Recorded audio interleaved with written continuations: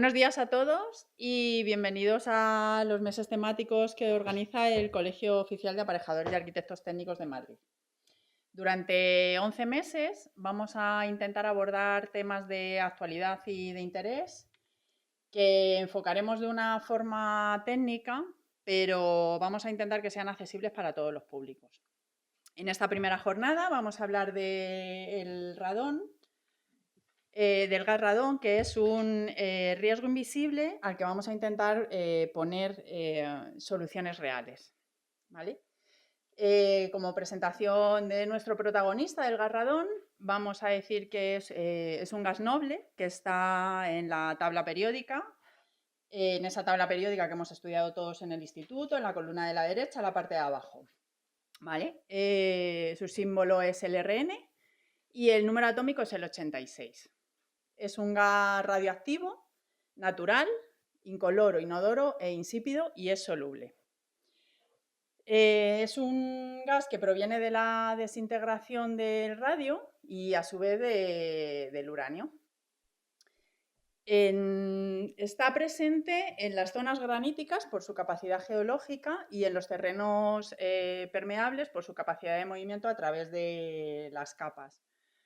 Como el gas radón emana del terreno y sale a la superficie. Entonces, en principio se queda en el aire, pero la tendencia cuando está debajo de un edificio es que se concentre en los espacios cerrados que tenemos en el edificio. ¿Vale? Ahí está la problemática. La concentración de radón se mide en becquerel, becquerel es metro cúbico y el becquerel es una medida atómica, es una medida atómica por segundo, ¿vale? El problema del gas radón es que es radioactivo y en altas concentraciones es una causa de cáncer de pulmón, tanto que es la segunda causa de cáncer de pulmón actualmente por detrás del tabaquismo. Entonces nosotros estamos obligados a intentar mantener esos niveles de concentración de radón dentro de unos límites e incluso evitar que entren en los edificios. Fijaros cómo afecta que por cada aumento de 100 becquereles por metro cúbico supone un 16% más de poder sufrir un cáncer de pulmón. ¿Vale? El radón en sí, si no está en espacios cerrados y en altas concentraciones, bueno, pues es un gas que simplemente está ahí, lleva toda la vida con nosotros, tampoco esto es nuevo. Entonces, en espacios no ventilados, en el aire, pues está alrededor entre 5 y 15 becquereles metro cúbico. La concentración media en las viviendas españolas está entre 40 y 50 becquereles metro cúbico, pero el problema viene cuando supera los 300 becquereles metro cúbico, que ahí ya pues sí que estamos obligados a mantenerlo a raya, digamos, ¿no? Este gas, aparte de estar en el aire, también está presente en algunos materiales de construcción y en el agua, porque hemos dicho que es un gas soluble. Entonces, cuando está en el terreno, puede contaminar esas aguas subterráneas que luego pues, consumimos o demás. ¿Qué pasa? Que las concentraciones en materiales o en agua no son altas, con lo cual no son objeto de regulación por parte de toda la normativa. ¿Vale? Las zonas de exposición, de mayor exposición del gas radón, están las tiene reflejadas el Consejo de Seguridad Nuclear, que las establece en zona 1 y zona 2. La zona 2 es una zona de mayor exposición y en España pues está concentrado en la zona occidental de la península, hay una parte también en la cordillera pirenaica y bueno, pues lógicamente son Galicia, Extremadura, la zona centro y luego en Islas Canarias, nuestras Islas Canarias, Tenerife y Hierro también están metidas en la zona 2 como zonas de especial atención por la concentración del radón. ¿Vale? Para regular todo esto, pues surge una directiva europea, la 2013/59 Eurotown, y que se transpone en el Real Decreto 732/2016, por el que se modifica o amplía el código técnico en el documento básico en el HS6, en el que se regula la exposición prolongada a concentraciones elevadas de gas radón en el interior de edificios. Toda esta normativa entra en vigor el 24 de septiembre del 2020, en el que a partir de ese momento ya es de obligado cumplimiento. Bueno, el código técnico nos establece, primero, los objetivos que tiene son establecer los límites de referencia a partir de los cuales tenemos que empezar a actuar, que nos lo fija en 300 becquereles metro cúbico. Identifica los municipios de especial exposición en zona 1, zona 2, igual que el Consejo de Seguridad Nuclear, y nos establece las medidas mínimas de protección, que en la zona 1, como está menos afectada, pues nos fija como barrera de protección o espacio de contención ventilado, ya sea con cámaras sanitarias o demás, y en zona 2, barrera de protección y espacio de contención ventilado, o barrera de protección y despresurización del terreno, que es otra de las medidas con las que podemos bajar los niveles de concentración. Vale. Como otro de los objetivos que tiene es el ámbito de aplicación. Nos establece dónde tenemos. Bueno, pues en obra nueva, como todo lo que tenemos en código técnico, y en edificios existentes, en las ampliaciones, se tiene que aplicar en las zonas nuevas de la ampliación y luego cambios de uso residencial a terciario, y en obras de reforma siempre que se permita mejorar esa barrera de protección contra el radón. ¿Vale? Nos establece los criterios de medición del radón, que tienen que estar acreditados los laboratorios que realizan las mediciones y demás, cómo hacer esas mediciones y demás.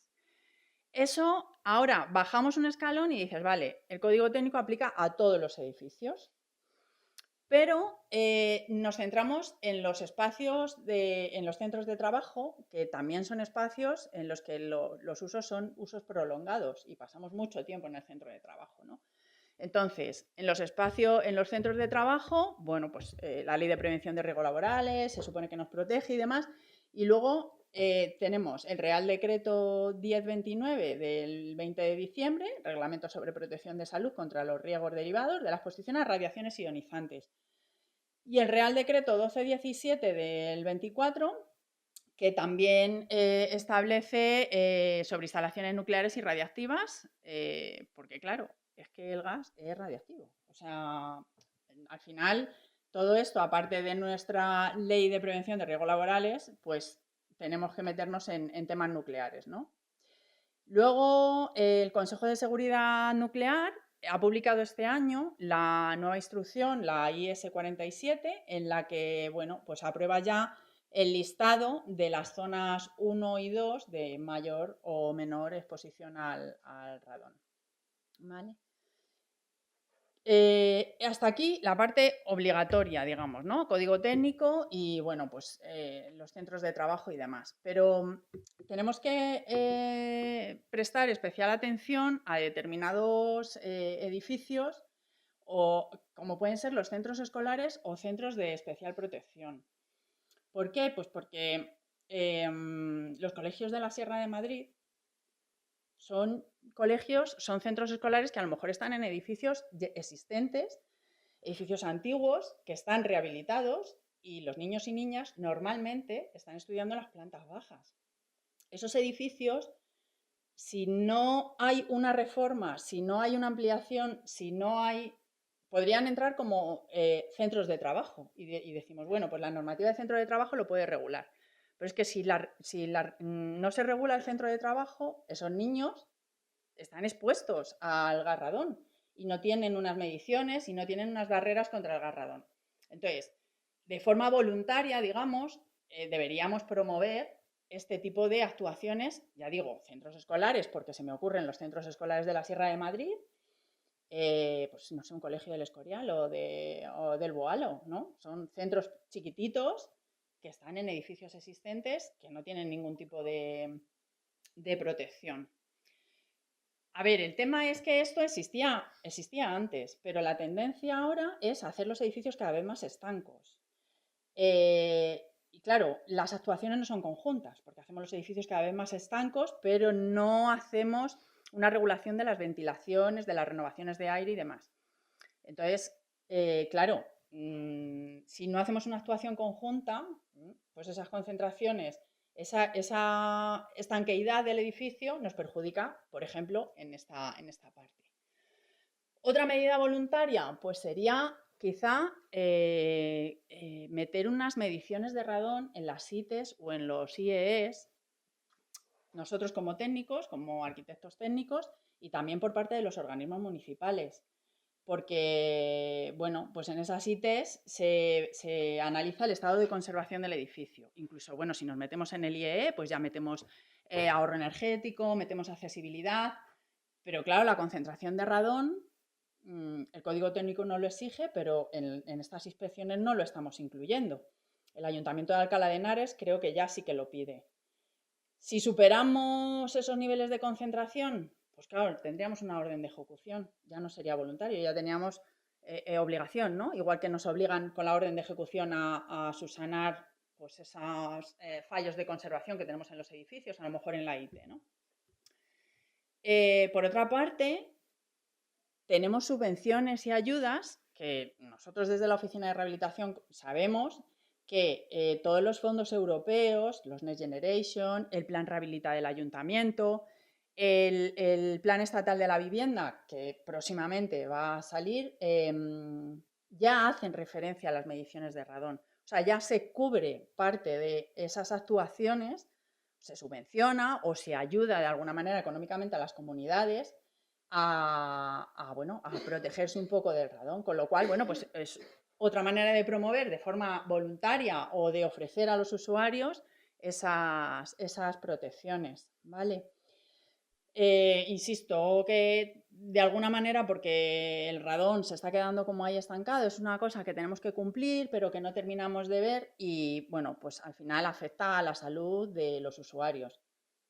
Y, bueno, insisto, hay gente que es de especial protección, ¿no? Y deberíamos estar un poquillo pendientes de esas cosas. Vale.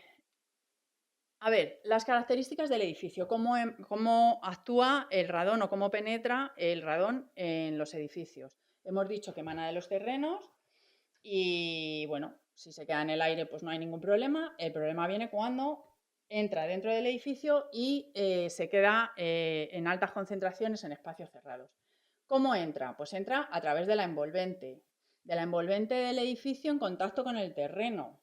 Es decir, si tenemos un sótano enterrado, tenemos más posibilidades de que nos penetre. No es lo mismo que si tenemos un edificio con un soportal abierto sobre pilares, en los que ahí, bueno, pues el radón pasa y no entra en las plantas, ¿vale?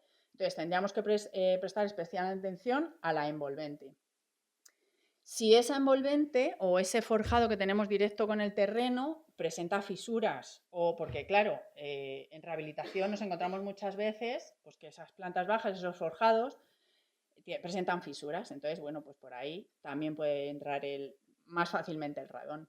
La solución constructiva del último forjado o del forjado más bajo. Si tenemos un forjado de madera, pues a través de las hendiduras de la madera es un forjado totalmente permeable en el que el radón pues campa a sus anchas y penetraría perfectamente, ¿vale? Instalaciones, si tenemos pues unos pasamuros o unos pasos de instalaciones de los sótanos a las plantas bajas y demás, pues por eso esas perforaciones también penetran más fácilmente. Y luego hay que prestar especial atención a la comunicación entre los sótanos y las plantas habitables. ¿Por qué? Pues porque a veces los sótanos están comunicados con plantas bajas y plantas primeras y no tienen ninguna compuerta o ninguna puerta o ninguna trampilla que cierre. Y a veces existen esas trampillas, pero no son estancas. Entonces, bueno, se puede generar ahí un tiro de chimenea en el que se facilita todavía más que el gas que tenemos en el sótano pase a la planta baja o plantas primeras. Cuidado con las ventilaciones de las viviendas, porque para cumplir código técnico a veces metemos renovación de aire en las viviendas, pero si no están bien calculadas las admisiones de esa ventilación, se puede generar una depresión dentro de la vivienda y succiona el radón hacia arriba, ¿vale? Entonces, cuidado con esas cosas porque a veces actuamos en unas plantas y no nos damos cuenta que en las plantas de abajo podemos estar actuando de una manera negativa. Vale, entonces, a partir de ahí ya sabemos que tenemos el gas radón dentro de nuestro edificio. ¿Y qué queremos hacer? Pues lo primero que tenemos que hacer es medirlo. ¿Cómo es eso que se dice que si no se mide no se puede controlar, ¿no? Pues esto se mide y se puede controlar. Entonces, ¿cómo medimos? Pues medimos con medidores activos y medidores pasivos. Los más utilizados son los medidores pasivos porque son además los más económicos y son muy fáciles de instalar.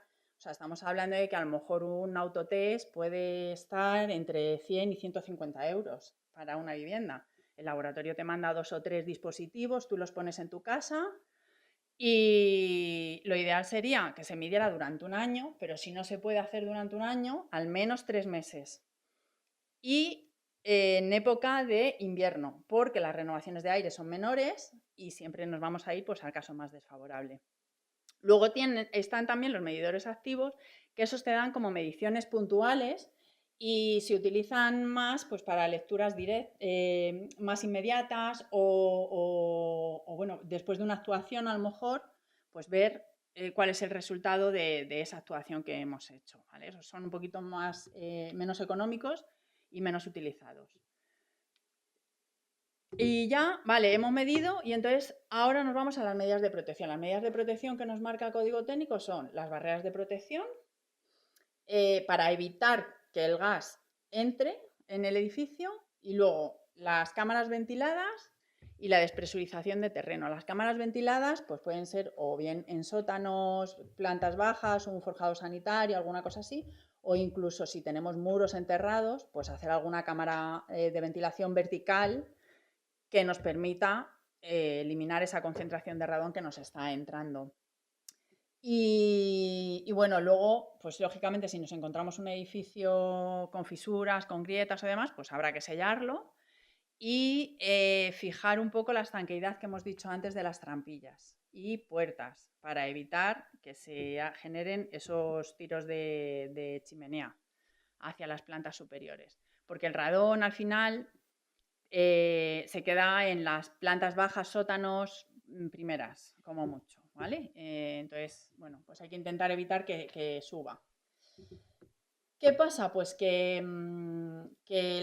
todas estas soluciones constructivas que tenemos, que nos marca el código técnico, hemos dicho que se implementan en obra nueva o en rehabilitación.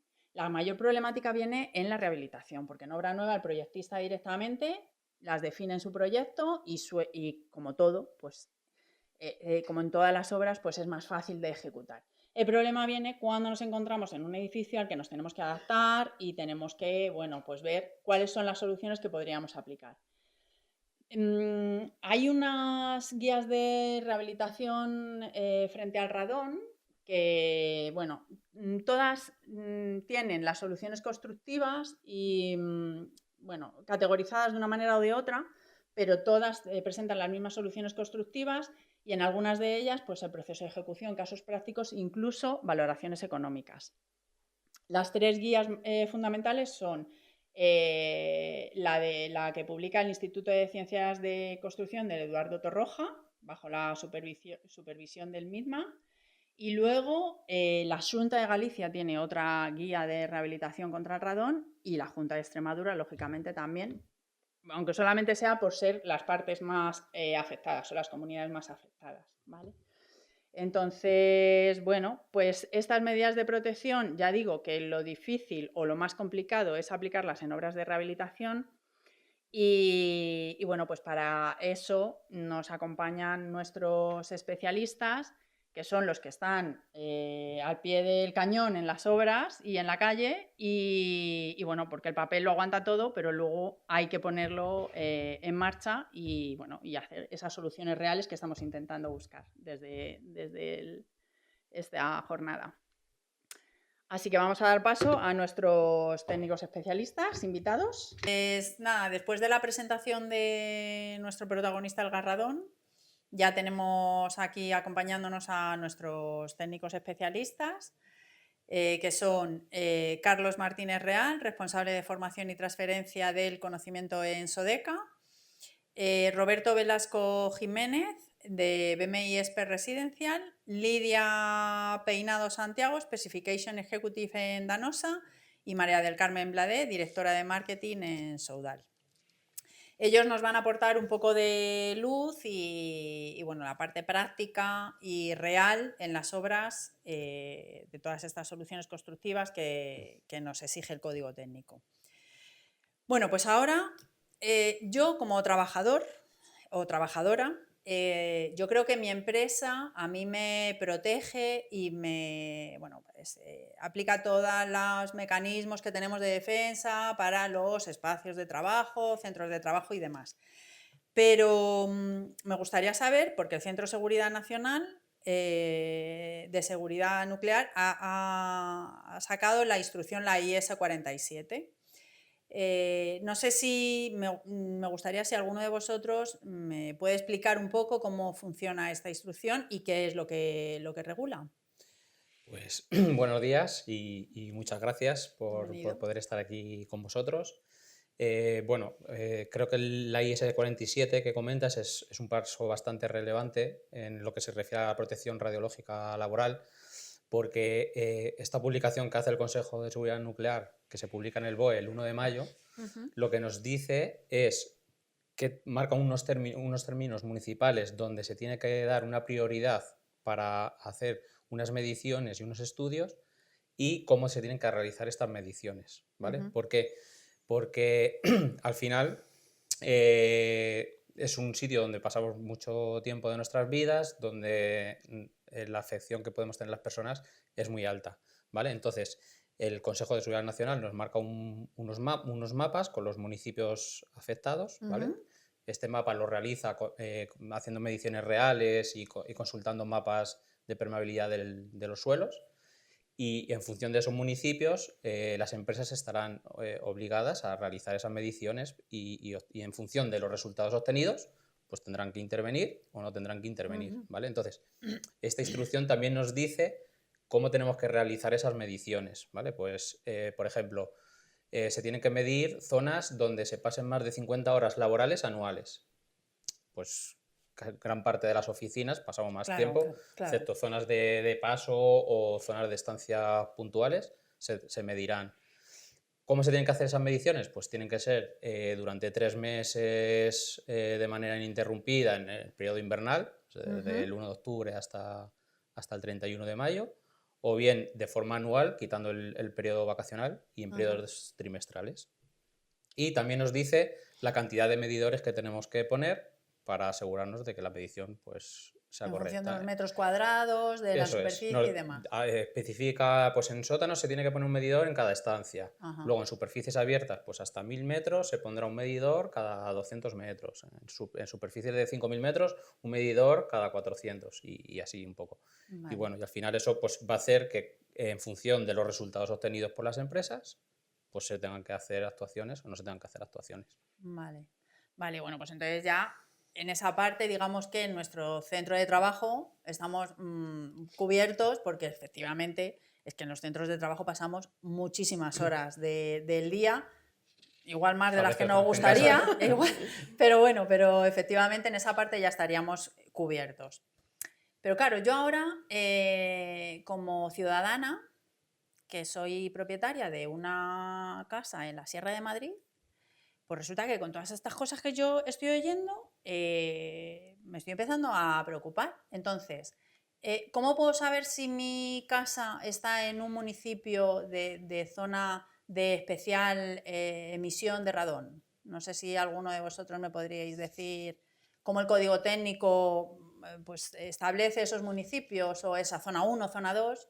Bueno, al final yo creo que también puedes consultar el propio Consejo de Seguridad Nuclear. Nos facilita una página online donde tenemos un mapa que al final son mapas vivos, porque al final son sistemas que se van actualizando y que en función de las medidas que se van obteniendo, pues se van actualizando los municipios. Entonces, ahí lo que podemos hacer es consultar nuestro municipio y nos dirá, pues es una zona que no está afectada o es una zona 1, zona 2. En función de la zona 1, zona 2, pues tendremos que tomar unas medidas o tomar otras. Vale. Pues es que resulta que yo miro mi municipio y es que estoy en zona 2. Y claro, la zona 2, si yo estuviese entrenando, pues sería una zona cómoda para mi entrenamiento. Pero es que resulta que en este caso la zona 2 es peligrosa, ¿vale? Y entonces ya empiezo a ponerme nerviosa y digo, pues yo voy a llamar a una empresa de estas que tienen medidores de radón y bueno, pues me voy a gastar el dinero que sea y contrato estos servicios.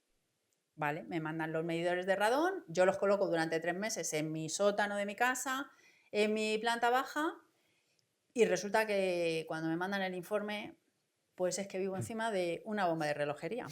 Y entonces ya cunde el pánico, ¿vale? Entonces, ¿cómo debo actuar para protegerme del radón? Porque este informe me dice que tengo, no sé, 400, 500 becquereles por metro cúbico. Entonces, ¿qué hago? O sea, ya llamo a los técnicos especialistas, que sois vosotros, y me pongo en marcha, ¿vale? Entonces, ¿cómo podría hacer para protegerme del radón? No sé si alguno... Porque claro, estoy en zona 2. Y es que claro, en zona 2, según lo que hemos visto antes, yo necesito una barrera de protección y necesito una cámara ventilada o despresurizar mi vivienda de alguna manera, ¿vale? Entonces, alguno de vosotros, ¿qué me aconsejáis? Bueno, por ejemplo, vamos a decir que decides optar por una solución de ventilación, ¿no? Al Venga. final, cuando el edificio ya está construido en rehabilitación, es unas medidas que tienen mayor facilidad para implementarse que si estamos en obra nueva, que la barrera también es mucho más sencilla. En cuanto a las soluciones de ventilación, aparte de las que pone el código técnico, tendríamos otras dos. Es decir, en total tenemos 4 posibles soluciones que podemos aplicar en función de la tipología del edificio que yo esté, si es un edificio construido de nueva construcción y que tenga, ¿no? Lo has comentado tú al principio, ¿no? Ventilación de una cámara sanitaria. Bueno, pues si tengo una cámara sanitaria, si tengo un espacio libre entre el terreno y el primer espacio habitable, se puede ventilar, ¿no? Se puede extraer, por ejemplo, de manera mecánica y de manera continuada eliminar el radón. Si este extractor está comunicado con un sensor de radón que me permite modificar la ventilación para no estar todo el rato consumiendo energía, sino simplemente cuando sea necesario, mejor que mejor, ¿de acuerdo? Entonces, primera opción, si tengo una cámara sanitaria o posibilidad de hacer una artificial, ventilar esa cámara sanitaria. Segunda opción, despresurización del terreno, también lo has comentado, ¿no? En este caso tendría que ir a extraer directamente del suelo, ¿vale? Necesitamos aparte de un ventilador mecánico, necesitamos una serie de elementos de captación, que puede ser, por ejemplo, una arqueta o puede ser un tubo perforado, y conectándolo directamente al suelo, extraería el radón y obligaría, por así decirlo, al radón a salir por el extractor en vez de entrar en la... Conducirlo, claro, lo conducimos. Cuando generamos una succión continuada, pues estamos obligando, digamos, al radón a ir por ahí. Tercera opción, que también se da, por ejemplo, en locales habitables que estén rodeados de otros locales que no sean habitables. El ejemplo clásico es una garita de parking, por ejemplo, ¿no? Existe la posibilidad de sobrepresionar, es decir, introducir mayor cantidad de aire fresco, hemos dicho que en la atmósfera prácticamente no hay concentración de radón, del que estoy extrayendo, ¿de acuerdo? En general, en cualquier tipo de edificación que yo tenga un problema de radón, una buena estrategia es sobrepresionar o por lo menos equilibrar los caudales, es decir, antes te he escuchado que decías que podía haber una problemática con los sistemas de ventilación, por ejemplo, en viviendas, ¿no? Claro. Esto es una realidad. Por ejemplo, el código técnico a día de hoy todavía, el HS3, obliga a la extracción mecánica del aire, pero permite la aportación natural. ¿Qué ocurre si esta aportación natural no se garantiza? Es decir, si el usuario no abre la ventana o tapa las microperforaciones o tapa las rejillas. ¿Qué pasa? ¿Qué pasa? Pues lo que pasa porque claro, si tenemos un día frío de invierno, un día cálido de verano, la gente no quiere que le entre el aire a esa temperatura. Claro. Lo que ocurre es que tenemos un edificio en depresión y cuando los edificios están en depresión estamos invitando al radón a entrar, ¿no? Entonces, eso me lleva a la cuarta solución, que es, bueno, no puedo hacer nada de lo que estoy comentando, no puedo evitar, digamos, que el radón entre en la edificación, lo que me queda es, una vez dentro, diluirlo, ¿no? Mitigarlo, es decir, introducir suficiente cantidad de aire fresco y extraer suficiente cantidad de aire viciado para que se produzca una dilución. ¿Cómo voy a hacer esto? Pues prioritariamente intentando que el sistema no esté en depresión. Si puedo utilizar un recuperador de calor, mucho mejor, porque son equipos que me van a tener la aportación y la extracción de aire en el mismo equipo y van a ser mucho más fáciles de equilibrar y encima me van a ayudar a ahorrar parte de la energía que voy a gastar en esa ventilación que tengo que hacer. Entonces, básicamente esas serían las estrategias que tendríamos si optáramos por la ventilación. Vale. Sí, efectivamente, hombre, con la ventilación y el intercambiador de calor y demás, pues ya digamos que matas 2 pájaros de un tiro y lo tienes un poquito más controlado. Vale, pero yo también tengo que poner una barrera. Así que, pues no sé si una lámina bituminosa, si de polietileno, no sé vosotros qué me podríais proponer como solución para esta vivienda que tenemos ahí un poco complicada. Sí, pues al final lo que requiere código técnico en el DBHS6 es que al final esa barrera de protección sea una lámina, una membrana continua, que al final, oye, pues mediante la ejecución de solapes o instalándola de forma continua, no tengamos ese paso de radón al interior de las viviendas. En el caso de obra nueva, bueno, además tendremos que tener todos los elementos salientes que salgan de lo que es el terreno, los tendremos que tener además sellados, ¿vale? En el caso de obra nueva, si esa lámina o esa membrana hay que colocarla sobre un terreno, entonces tendremos que ejecutar, como pide código técnico, sobre un soporte, oye, un poquito cuidado. Entonces, pues aquí lo que sugiere código técnico es sobre todo colocar lo que es una pequeña capita de mortero, etcétera, para luego, oye, poder poner esta membrana continua o esta lámina bituminosa y poder soldarla. ¿Vale? Y en rehabilitación, pues bueno, al final, como ha dicho Carlos, no podemos tampoco, dentro ya de una rehabilitación es más complicado, pero bueno, sí que existen soluciones, como hemos dicho, de generar esas membranas sobre el soporte que tengamos e ir sellando todos los elementos salientes y los perímetros de la vivienda o del sótano, etcétera. Claro, porque estas membranas, la forma de ejecutarlas o la forma de instalarlas es similar a las impermeabilizaciones que conocemos, que son como más conocidas, ¿no? Sí. Entiendo que las láminas son similares. Sí, en ese caso necesitas en el caso, por ejemplo, de la lámina, necesitas que esté ensayada, bueno, en realidad puedes justificarla, o si esa lámina tiene un espesor mayor de 2 milímetros y además tiene un coeficiente de difusión al radón menor de 10 a la 11, no habría que justificarla con el cálculo del CTE, sino que se presupone que esa lámina o esa membrana ya va a funcionar frente al radón. Vale, pero claro, si la manera de ejecutarlo, pues tienes esos puntos singulares en los que a lo mejor, pues yo me voy a la parte de rehabilitación, ¿no? En la que yo pues tengo un sótano en la que tengo un montón de pilares, unos tabiques que se me cruzan por en medio del sótano y demás. Entonces ahí tengo unos puntos singulares. Y sí que me gustaría hablar un poco de la membrana líquida, que me parece que puede ser también otra solución en los casos en los que tenemos como muchos puntos débiles o puntos singulares que conocemos en la parte de impermeabilización, digamos, o en este caso en las láminas. Sí, de hecho, digamos, rememorándome un poco a la historia del porqué de la membrana líquida como barrera de garradón, empezó como barrera hermética. Y una de las facilidades precisamente es eso, o sea, tú tienes paso de tuberías y tienes unas zonas de difícil acceso que con una lámina es un poco más complejo de instalar, y ya cuando el aplicador empezó a probar el producto, pues nos dimos cuenta que para garradón también podía funcionar y el mismo producto sirve para las dos cosas. Y para rehabilitación es muy relevante porque tú tienes, o sea, ya tienes los elementos instalados, claro, pasos de tubería, las cámaras. Si tienes que dar en un paño vertical, es que realmente una lámina es complicado. Necesitas más de una persona, el peso de la lámina, entonces en rehabilitación no es tan lineal. sea que en obra nueva pues tú ya puedes diseñar un poco de antemano Claro, es que cómo ponerlo y lo haces un poco más fácil, pero en rehabilitación a veces te encuentras algunas que tú mismo te vas por una solución porque es que, digamos, ingenierilmente no hay otra fórmula claro, de aplicarlo. claro. Porque claro, pero y esta membrana líquida, cuando se aplica, si por ejemplo nos encontramos en un forjado que tenga, bueno, pues fisuras o grietas o demás, Sí. porque es verdad que la lámina continua tapa, digamos, esas fisuras, pero no sé si cuando aplicáis la membrana líquida es necesario previamente hacer un sellado o esa membrana cubre esas fisuras, esas... Hablo de un forjado porque es lo Sí, primero que se me viene a la cabeza.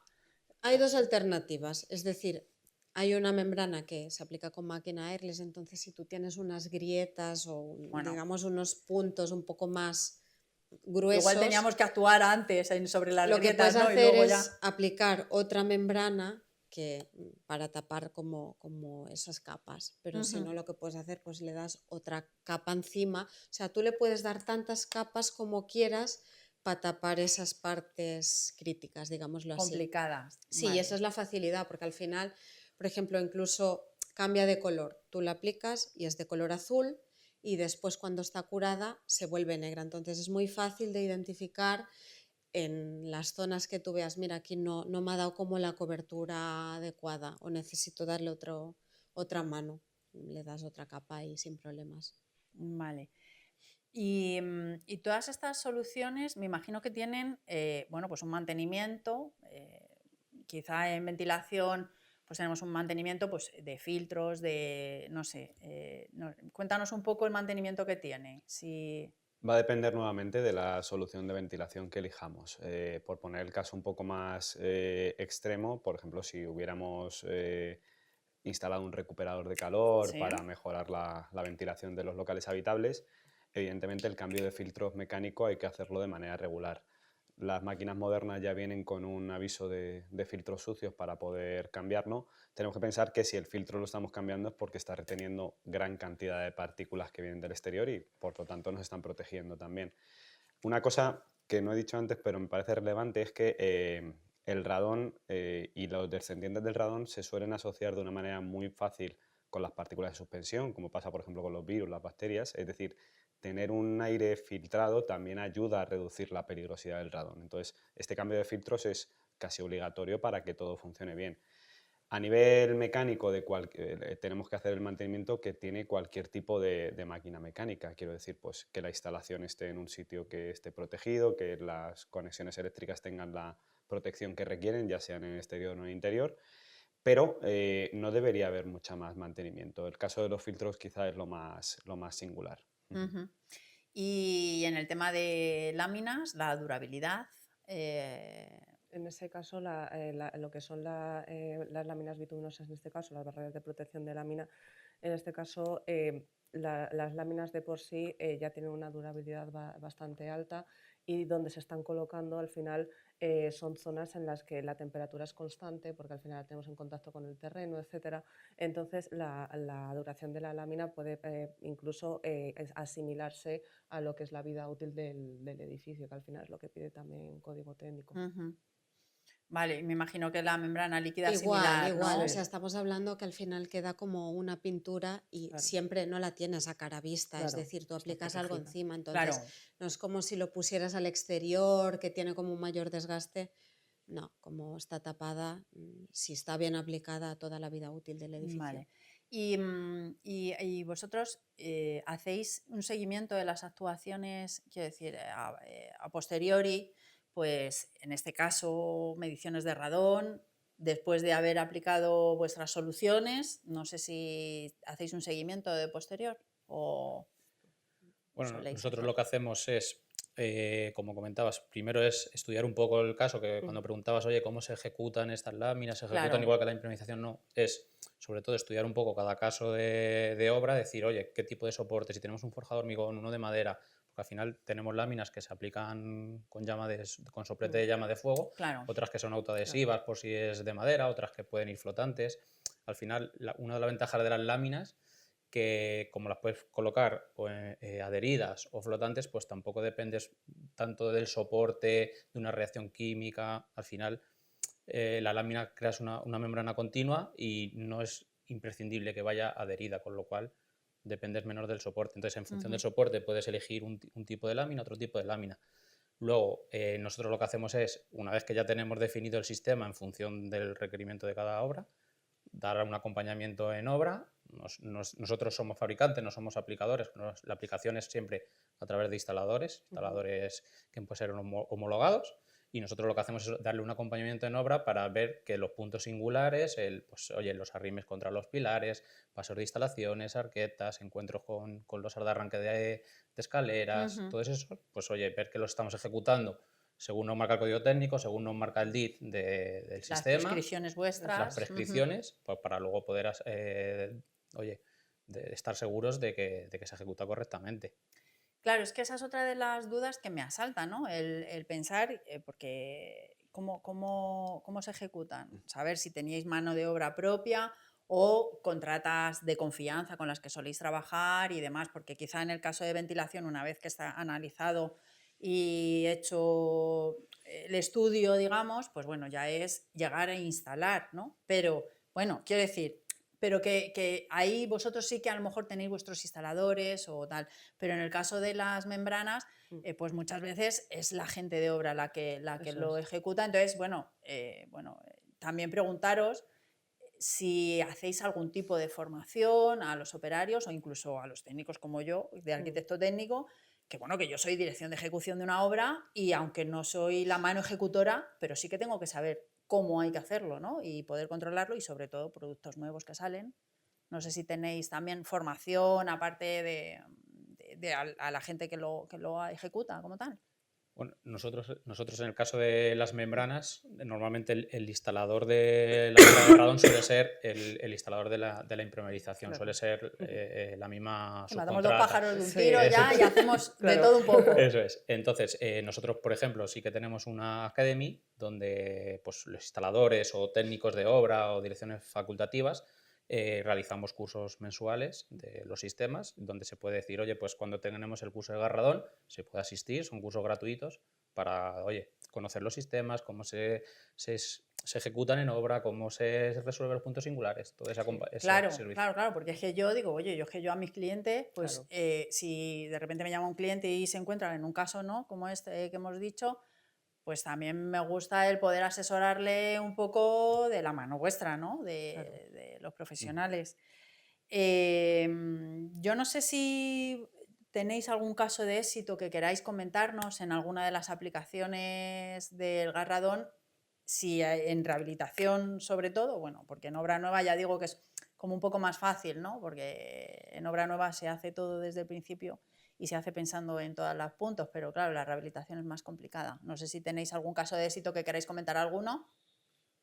Nosotros, a ver, en rehabilitación es verdad que la membrana certificada como barrera de Garradón no llevamos tanto, llevamos un par de años. Entonces, no ha dado tiempo aún de tener nada en rehabilitación. Sí que en obra nueva, uno de los proyectos más singulares está cerquita de aquí, está en Madrid, es el Hospital Universitario de Tres Cantos y un grupo de viviendas también en Tres Cantos. Ese proyecto ha ido muy bien y bueno, te lo voy a hilar con la pregunta anterior porque también quería comentar el tema de la formación. Al final es muy crítico el tema de la aplicación. Claro. Entonces nosotros, y por eso ese proyecto fue muy bien y comentar un poco toda la historia, solo trabajamos con aplicadores homologados, que nosotros les damos cursos, un certificado de conforme puede instalar el producto Soudal. En este caso, el que hace la hermeticidad lo hace todo porque la barrera es doble, hermética y Garradón, y hacemos todo el seguimiento. Lo acompañamos en obra, después tenemos un medidor de Garradón, medimos cuando ya está el producto aplicado conforme está bien. Además, la propia constructora también, al ser de Garradón, ya está muy pendiente y te pide el acompañamiento hasta el final. Y funciona así, o sea, tienes que tener al aplicador para esos casos tan críticos muy de la mano porque no puedes dejarlo a que lo aplique cualquiera. O sea, es preferible casi que Bueno, sí que es verdad que en algún caso nos han dicho, pues lo tiene que aplicar tal empresa porque tiene un acuerdo con la constructora o algo así, nos Ujú. pasa. Pero si no lo formamos nosotros, no nos hacemos responsable de la ejecución. Claro, es que por eso os Porque después preguntaba. no puedes dar la garantía de buena aplicación. Claro, claro. Por eso os preguntaba si después de las actuaciones hacéis unas mediciones de radón, en este caso, para, bueno, pues para verificar que está Mm. funcionando todo, ¿no? Bueno, a nosotros es que no nos queda alternativa Bueno, ya. porque a los sistemas de ventilación nos obligan a realizar la medición después de su puesta en marcha. Esto viene un poco derivado también por cómo está ahora mismo estructurada la información de que disponen los técnicos, los proyectistas, mientras que para el tema de barreras sí que está un poco más claro cómo, bueno, lo has comentado antes, ¿no? Las características y cómo se tiene que instalar. A día de hoy en España todavía no tenemos una base de cálculo para calcular caudales en ninguna de las soluciones de ventilación que yo os he comentado. Entonces el tema de formación que comentabas es todavía más importante. Nosotros tenemos un departamento de formación que lo dirijo yo, que en temas de radón, sobre todo en ejecución de obra, somos muy incisivos en consejos de instalación.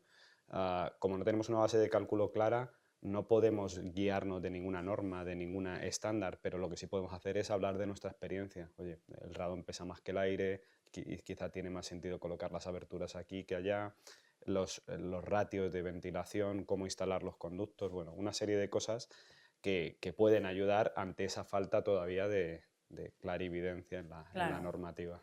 Bueno, pero si al final se hacen mediciones posteriores y veis que está funcionando y tal, pues al final, bueno, pues en ese I+D, ¿no? Tenéis que ir Sí, buscando dónde poner. sí, pero bueno. Yo no sé si, porque claro, el tema del radón, aunque lleva años, pero estamos todavía ahí un poco como que nos cuesta llegar, no sé si conocéis o sabéis que estén nuevas normativas, que haya nuevas regulaciones que estén por venir y que, bueno, y que pongan un poco más en limpio este tema. No sé si alguno sabéis si hay algo por venir.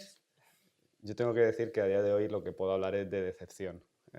Quiero decir, estábamos todos esperando la modificación del código técnico. Se ha hecho una propuesta y se ha sacado a información pública, pero de momento no se ha modificado ni el HS3 de calidad del aire ni el HS6 de radón. Como digo, creo que la normativa a día de hoy tiene ciertas lagunas, por lo menos en la parte de ventilación. Me parecía un buen momento para solventarlas y desde aquí no nos queda más que seguir apoyando en este tema. Lo más sensible me parece el tema del equilibrado de caudales. Quiero decir, creo que es algo que en cierta manera el HS3 podría estar peleado con el HS6 y no podemos permitir que eso ocurra en la normativa. Entonces, bueno, de momento parece que no se va a producir. Es verdad que en rehabilitación tenemos esa, puedo decir, libertad, ¿no? de aplicar la solución que más nos conviene para mitigar el problema del radón, que al final es lo más importante.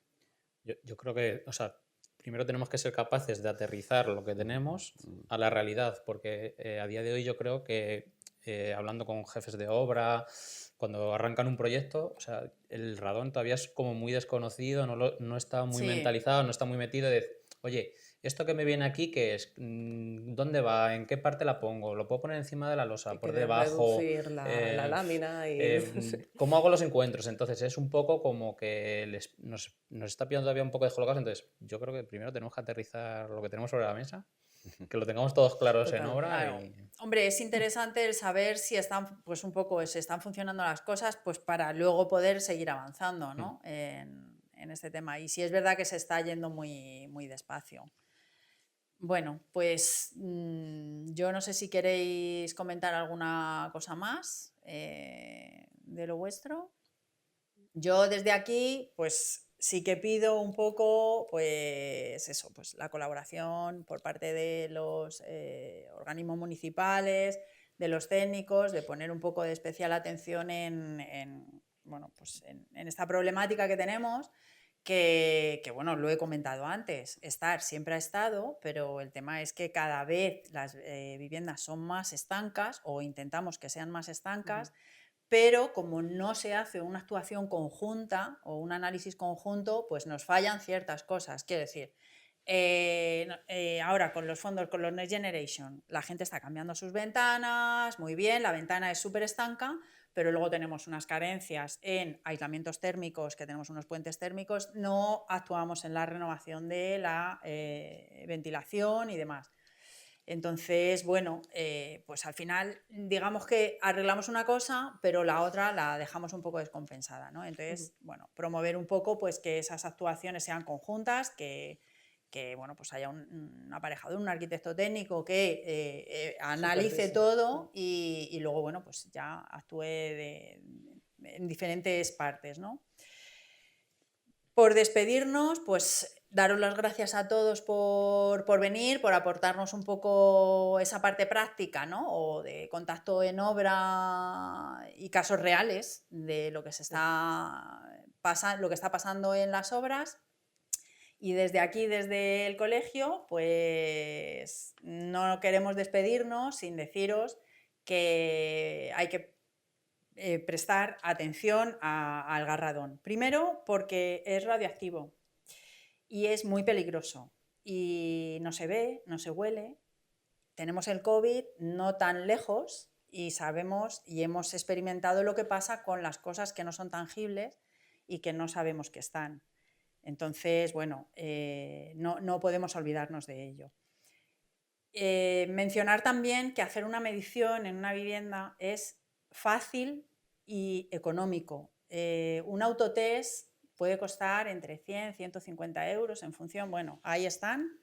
En internet hay miles de empresas que te envían tu cacharrito que tú pones en tu dispositivo, que pones en casa, que lo dejas ahí y a los 3 meses lo mandas a un laboratorio acreditado, por supuesto, y ellos te dan una medición de radón. Que en caso de que esa medición salga desfavorable por encima de los límites establecidos y los niveles de referencia, hacer una actuación que nos solucione o que nos mitigue o que nos baje las concentraciones de radón en nuestra vivienda o en nuestro edificio no es tan costoso. Una actuación, a lo mejor hay algunas que son un poco más complicadas, pero una actuación normal de radón puede costar lo mismo que una reforma de un baño. Entonces, tenemos que poner un poco en la balanza qué nos compensa, ¿no? O qué priorizamos. Si priorizamos primero, incluso por la orden de ejecución de la obra, si vamos a arreglar nuestro baño, a lo mejor tenemos que poner primero la barrera de radón o la ventilación y luego arreglar nuestro baño, ¿no? Entonces, bueno, tener en cuenta las subvenciones, que hay ayudas, hay subvenciones para estas acciones prioritarias del radón y bueno, pues contratar siempre o tener en cuenta a algún técnico especialista que nos eche una mano en estudiar la vivienda o el edificio y en proponer estas soluciones. Y bueno, pues daros las gracias a todos los que habéis llegado hasta aquí y os emplazamos para nuestro siguiente mes temático, que si no me equivoco es en diciembre, sobre humedades, que también es un tema muy interesante y además afecta mucho a la mayoría de los edificios y tanto por la parte estética, incluso pues afectando un poco a la salud de los que usan esos edificios, ¿no? Y bueno, pues los arquitectos técnicos somos los doctores de los edificios, sanamos edificios para proteger la salud de los que los habitan y bueno, desde aquí a todos los técnicos pues os animamos a que fomentéis el uso de las barreras contra el radón y todas las demás herramientas que tenemos a nuestra disposición. Sin más, nos vemos en diciembre.